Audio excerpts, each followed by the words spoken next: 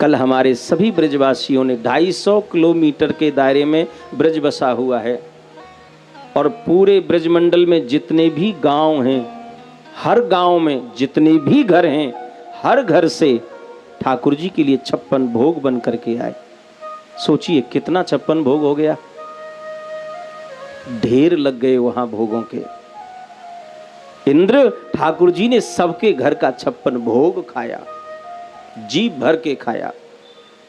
जब ठाकुर जी गिरिराज देव भोग लगा रहे थे इंद्र, तो मुझे चिंता हो गई कि आज भगवान इतना भोग लगा रहे हैं। मैंने सोचा कि चलो भोग तो ब्रजवासियों ने इन्हें लगा दिया, पर इनको जल कौन पिलाएगा। अब गिरिराज महाराज कोई सालिग्राम भगवान को नाम तो है ना है जो एक कटोरी जल में सड्ड गड्ढ रह जाएगी। 21 किलोमीटर लंबे चौड़े गिरिराज महाराज को नाम है, 21 किलोमीटर लंबे चौड़े। और जो भैया ज्यादा भोजन करे वो जल भी ज्यादा ग्रहण करे।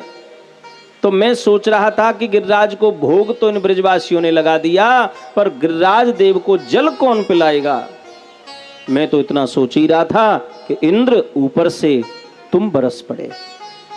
ब्रजवासियों ने गिरिराज जी को भोग लगा दिया और तूने मेरे गिरिराज देव को जल पिला दिया। तुम्हारी और इन ब्रजवासियों की सेवा एक हो गई, एक हो गई।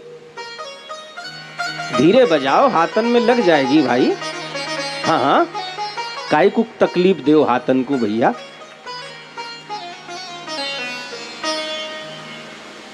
कितनी बड़ी उद्दंडता को, कितने बड़े अपराध को, कितने बड़े पाप को ठाकुर जी ने इंद्र की सेवा बता दिया। तो भगवान ने इंद्र के अपराध को पूजा बता दिया, सेवा बता दिया। इंद्र, ये जो कुछ तूने देखा ये तेरे अभिमान को दूर करने के लिए किया। अब एक काम कर, तू इंद्रलोक जा, अपने प्रशासन को संभाल, लेकिन आज के बाद अभिमान मत करना। तेरी हर वर्ष पूजा करते थे ब्रजवासी, मुझे कोई दिक्कत नहीं, लेकिन इस पूजा से तुझे अभिमान हो गया। व्यक्ति को सम्मान मिले, आदर मिले तो उसे विनम्र होना चाहिए। तू अभिमानी हो गया। और ध्यान देना, काम, क्रोध, लोभ और मोह, इन चारों के लिए सपरिणाम छूट है, और पांचवा जो अभिमान है इसके लिए कहीं छूट नहीं है। अभिमान तो ठाकुर जी ने अच्छों का नहीं रखा साहब, हम और तुम्हारी क्या गिनती है। भगवान कहते मैं सबसे प्रेम करता हूं, सबसे मेरा लेना देना है। यदि लेना देना नहीं है तो अभिमानी से मेरा कोई लेना देना नहीं। अभिमान मत करना, अब तू जा यहां से, भगवान कहते हैं। इंद्र ने कहा गोपाल एक कृपा नहीं कर सकते। भगवान ने कहा बोल क्या चाहिए तुझे। प्रभु मुझे ब्रजवास दे दो। भगवान ने कहा ब्रजवास असंभव, इम्पॉसिबल। इंद्र तुझे ब्रजवास नहीं मिल सकता। अरे भैया ब्रजवास तो बहुत बड़ी चीज है।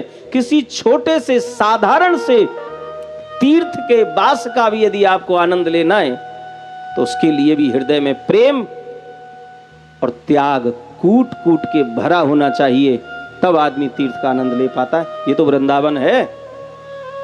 लोग रहते हैं, जा रहे हैं, ऐसा नहीं है, जा रहे हैं, रह रहे हैं, लेकिन वहां का आनंद नहीं ले रहे हैं। वहां भी वो पिकनिक मना रहे हैं, मजे कर रहे हैं, आनंद नहीं ले रहे हैं। आनंद में और मजा में बहुत अंतर है साहब। तीर्थ धाम का वास करना है और वहां का आनंद लेना है तो हृदय में प्रेम हो, सबके प्रति प्रेम हो और त्याग इतना हो। वृंदावन जा रहे हैं, कोई कमरा मिल गया तो ठीक, नहीं मिला तो जमुना जी की रेती में पड़े रहेंगे। लाखों पड़े हैं वहां साहब। बड़े बड़े मनीषी रात में रेती में लेट मारते हैं, जमुना में स्नान करते हैं, और हमें बदबू आ रही है। तो ये बदबू भी तो किसने की है? हमारे ही गटरों का पानी जा रहा है उसमें। ये गंदगी तो हम ही फैला रहे हैं। वह नाक बंद करके कहते हैं हरिद्वार गए पे गंदगी बहुत है, यहाँ वृंदावन में गंदगी बहुत है, या तीर्थ में जहां भी जाते हैं गंदगी कर कौन रहा है? अरे हम तीर्थ में जाकर के सफाई नहीं कर सकते, पवित्रता का ध्यान नहीं रख सकते, तो कम से कम गंदगी तो न करें। ये तो अपने ऊपर निर्भर करता है। हम रोज देखें बिहार जी के सामने दुकान पर लोग बैठ जाएंगे, कुल्हड़ लस्सी बनवाई, टिक्की बनवाई, डस्टबिन रखो है, बहुत बड़ो ड्राम वहां रखो है, लेकिन ना लस्सी पियेंगे, कुल्हड़ ऐसे फेंकेंगे रोड पर, धा कुल्हड़ फूट गयो, बाकी छोटे छोटे कितना लगे, चकाऊ पैर में चुबो, चकाऊ दोना खायो चाटो, महाराज फेंक दीनो, ऐसा डस्टबिन में भी नहीं डालते। और फिर हम ही कहते हैं कि गंदगी बहुत है। तीर्थ की सबसे बड़ी सेवा है, हम स्वच्छता का ध्यान नहीं रख पा रहे हैं, कोई बात नहीं, प्रयास करें गंदगी ना हो हमारी वजह से। और गंदगी कई तरह की होती है, कूड़े कचरे की नहीं, विचारों की भी होती है, भावना की भी होती है, व्यवहार की भी होती है। तो इन सब चीजों पर जो नियंत्रण कर ले वो तीर्थ का आनंद लेता है, चाहे वो जहां भी हो। मैं कहता हूं साहब उसका घर तीर्थ बन जाता है, उसे कहीं जाने की जरूरत नहीं पड़ती, जो इतना शुद्ध और पवित्र हो चुका है। फिर भी इंद्र कहता है मुझे ब्रजवास तो दो, कुछ भी बना लो महाराज। मैं ये नहीं कहता मुझे मनुष्य बना के रखो, कुछ भी बना दो। मोरहू बनइयो तो बनइयो वृंदावन को, मैं नाच नाच कोहक कोहक तुम्ही को रिझाऊंगा। मरकट बनइयो तो बनइयो वृंदावन को, मरकट माने बंदर, मैं कूद कूद फांद फांद वृक्षन पे जाऊंगा।